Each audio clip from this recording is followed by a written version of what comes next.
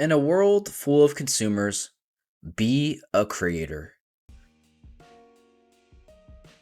We live in a society where all we do is consume, consume, consume. And that's okay to a degree. Not everybody can be creators. We consume other people's music, media, and art. We eat food other people have made for us. We purchase clothing made across the world. We take other people's ideas and act like they are our own.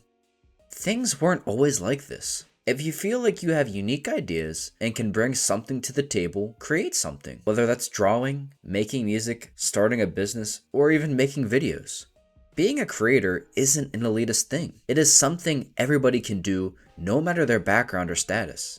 I haven't done any research to back this up, but I feel like creating activates different parts of your brain that simply aren't active when you're doing nothing but consuming all day. A lot of people want to create their own things, but get what is often called paralysis by analysis. I'm no exception to this. That was me with this YouTube channel for years. I know I always wanted to create my own content, but I got stuck at phase 1 of planning and learning, never making anything of it. I think back to Atomic Habits. Yes, I know that is probably one of the most talked about books on YouTube, but it has a lot of good stuff. Anyways, the book talks about motion versus action. Motion is strategizing, learning, and preparing. Action is behavior that directly produces a result.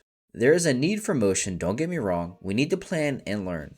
However, people often get stuck in this phase because it feels productive and allows us to avoid the fear of failure or criticism associated with actual results. In the book, an experiment was used to illustrate this point. A photography professor divided his class into two groups, the quantity group and the quality group. The quantity group was graded purely on the number of photos produced. The quality group was graded purely on the single best photo they produced. Can you guess which group had the best photos?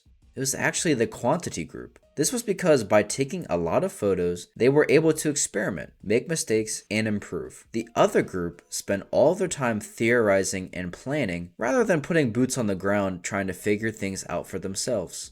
How does this relate to my overall point? Well, I think it's safe to say most people have an innate desire to want to create things rather than just consume. Unfortunately, a lot of people just get stuck at phase 1 because they don't believe in themselves. Others, like myself, sold themselves on a lie that their first project needed to be a masterpiece. Your first drawing doesn't need to be like Van Gogh. Your first video doesn't need to have Hollywood level cinematography and editing. And your first song doesn't need to rival that of your favorite artist. The first archetype of the shirt you want to make doesn't have to catch enough popularity that all the broccoli head TikTok zoomers are gonna wear it. A lot of people at the top of whatever niche they're in are humans just like us.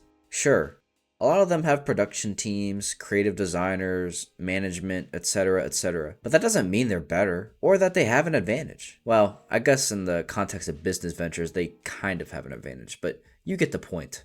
I mean, for crying out loud, look at the top creators on TikTok. A lot of them are genuinely retarded.